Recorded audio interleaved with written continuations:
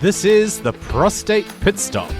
One man's journey, everyone's fight. With Keith Smith and Matt McChlery. Sponsored by the Ferry Project. Visit our website, ferryproject.org.uk. Well, hello and welcome to the second episode of the Prostate Pit Stop. I'm Matt. I'm Keith. And we're back again talking about Keith's journey through prostate cancer. So, Keith, we introduced ourselves in the first episode. You very briefly mentioned some of your story, but let's kind of rewind. Let's go back to the beginning. How did this all start for you?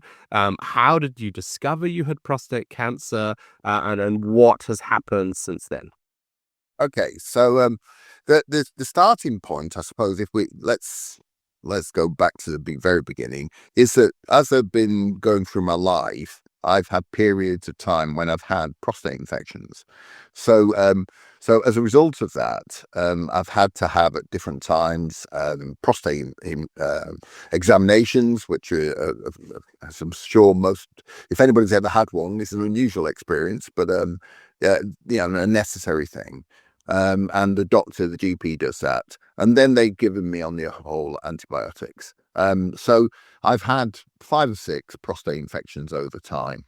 But then 2.5 years ago, so July 2024, I got a prostate infection, which came on really quite suddenly. So I was at work one day.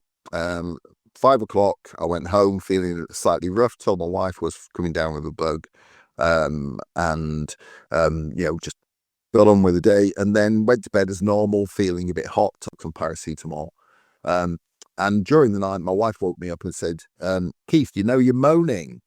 And I went, well, no, not really. And she said, well, you are, and you're very, very hot. It's not a lot I can do for you. I can get you some paracetamol, but I'm wondering if we should call 111. I basically thought, well, I'll leave it till tomorrow and I'll go to the doctors tomorrow.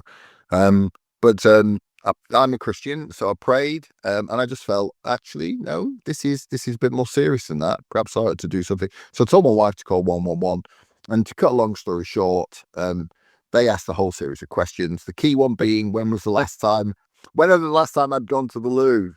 And I hadn't gone to the loo from 10 o'clock in the morning till that time. And they told her to get me into hospital as quickly as possible. And it turns out I had sepsis. Sepsis, something else as well. Sepsis can be very, very dangerous. Not even cancer-related sepsis. So what is sepsis then? So sepsis is your body's immune system basically trying to kill off a bug, and it throws absolutely everything at killing off the bug. The problem is that it throws so much stuff at killing off the bug that it can kill you at the same time. So for me, when I was having sepsis, I had very high temperature. Then I'd have massive shivers and I'd be shaking. In fact, my wife thought I was play acting. She actually told me afterwards that she thought he's overdoing that a bit, but I was uncontrollably shivering. I was falling asleep all the time, and basically just felt, well, awful, really. The doctors were wonderful. As soon as I got into hospital, they stuck me on antibiotic drips. They also told me, rather surprisingly, that despite the fact I hadn't been to the loo for 15, 18 hours, that I was dehydrated, and they started to fill me full of fluid as well, water. And so for the next 24 hours, I was just on antibiotic drips and getting this water. And I was pretty well out of it for most of the time. I could fall asleep on anything. So they were taking my blood pressure and things like this all the time. And one time they asked me to lean forward to do it. And as they were taking the test, I fell asleep. And the next thing I knew, they were asking me to test it again, which was over an hour later. And I was perched in exactly the same position on the edge of the chair. So I could fall asleep anywhere. But the hospital were brilliant. Took me 5 days to for them to get in charge of the infection through the antibiotics. And the infection turned out to be in my prostate.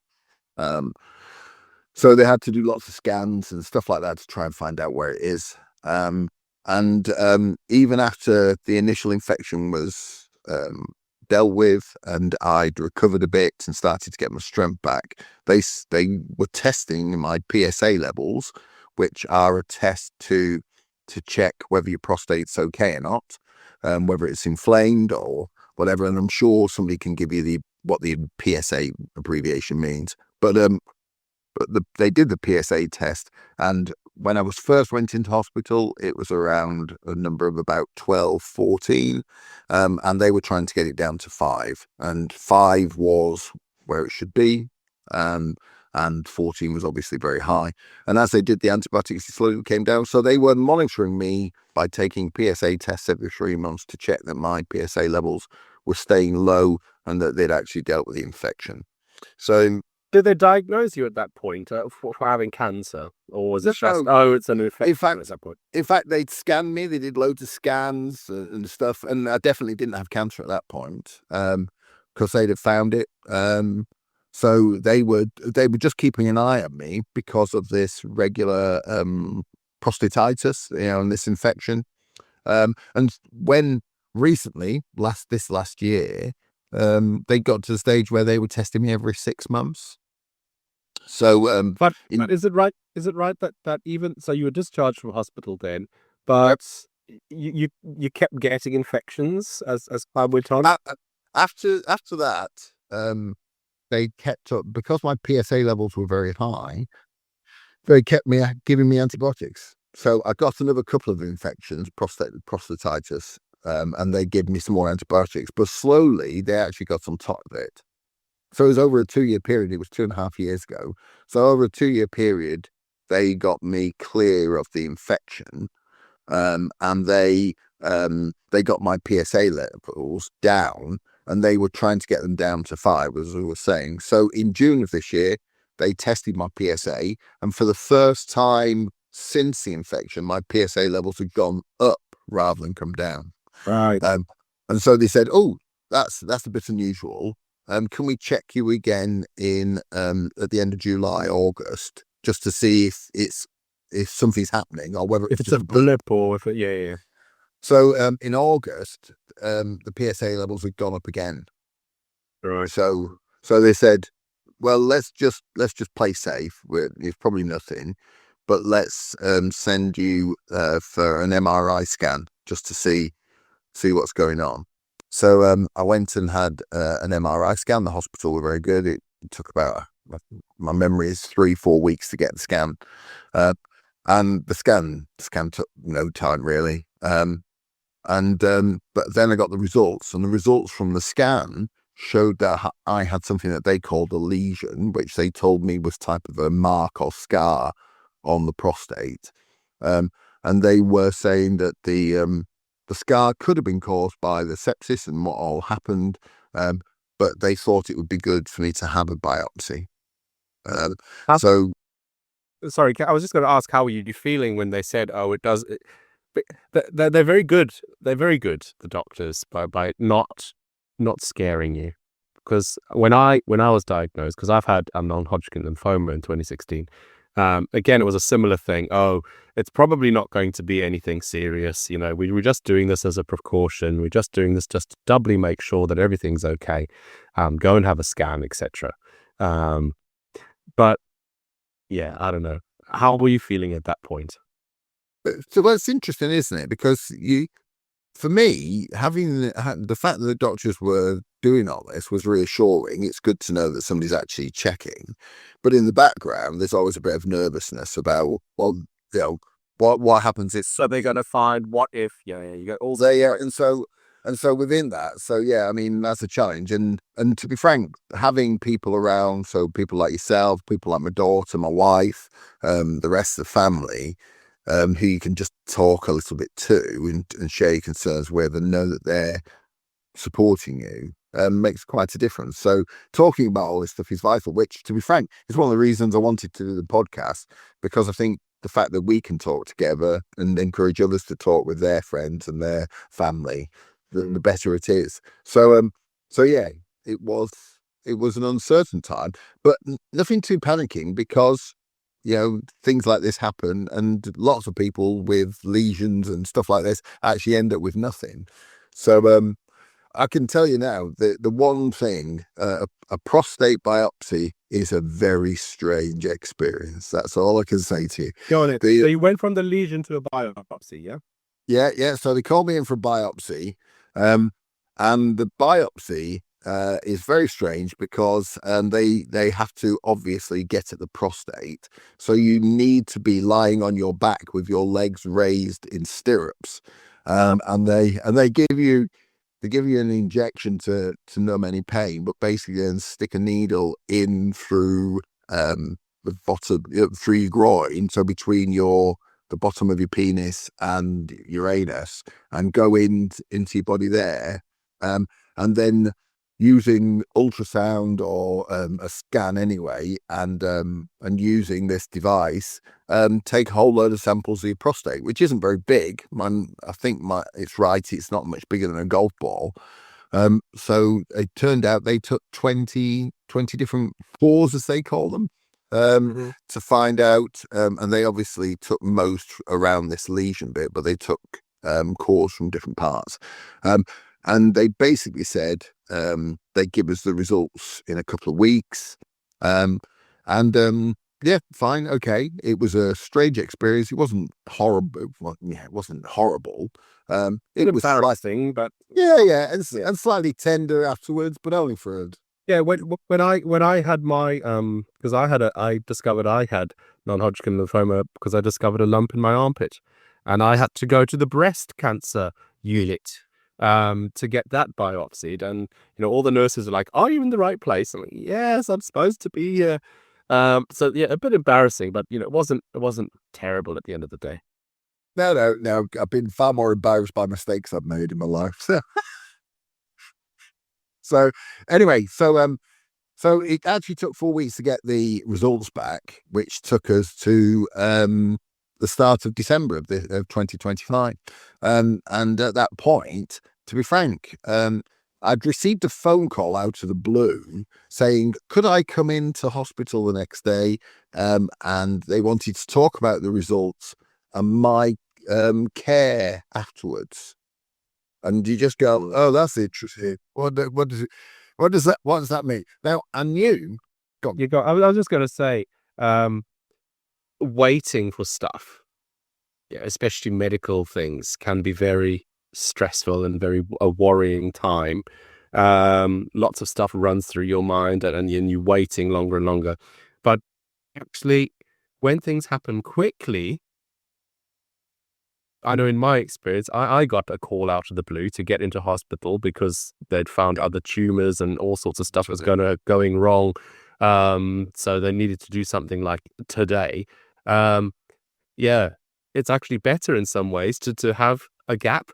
If you're being left alone, then the seriousness sort of diminishes by each day, rather than working yourself up. Oh, I haven't heard. What if? Well, quite often, if there's a gap, in my experience, things are all right. They contact you out of the blue really soon if there's something terrible happening. Yeah. So, well, you see, that's interesting because everybody told me that if they got in touch within 2 weeks, it was serious, and after that it would be okay. So when I got the phone call, I assumed that they'd found some prostate cancer. Now, I don't know about you, Matt, but I actually find finding out about things helps. So when I knew that the possibility of prostate cancer, I actually read up about it as best I could and tried to find out what I could online. And that's a good point. Well, I was just going to say, be careful when you do that, because yeah, online is like the Wild West sometimes, especially with medical stuff, especially around cancer. I mean, there are some wacky loopy-doop stuff out there online. Don't believe everything you read. You really have to make sure you get it from a trusted source, because there is a lot of crazy, untrue stuff, isn't there? Yeah, there is. So for me, quite a number of people in our family have medical backgrounds and doctors and so on. So they told me in the past, always go to the NHS website.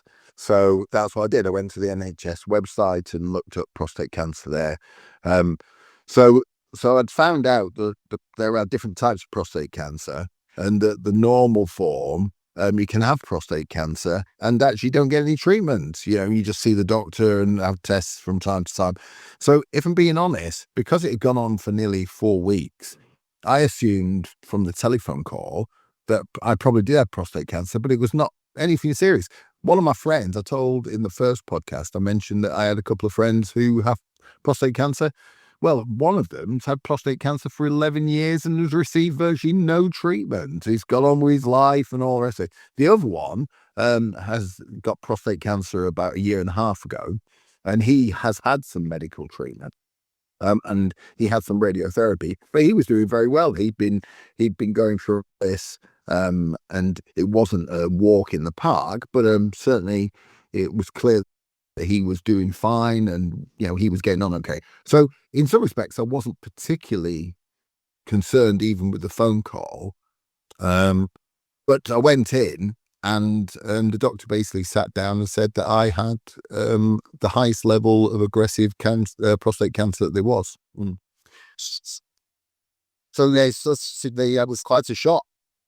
It really was quite a shock. So yeah, we'll have to tell you more about what happened after that in another episode. But all I can say with that shock is that shock is a real shock, because it's always a surprise.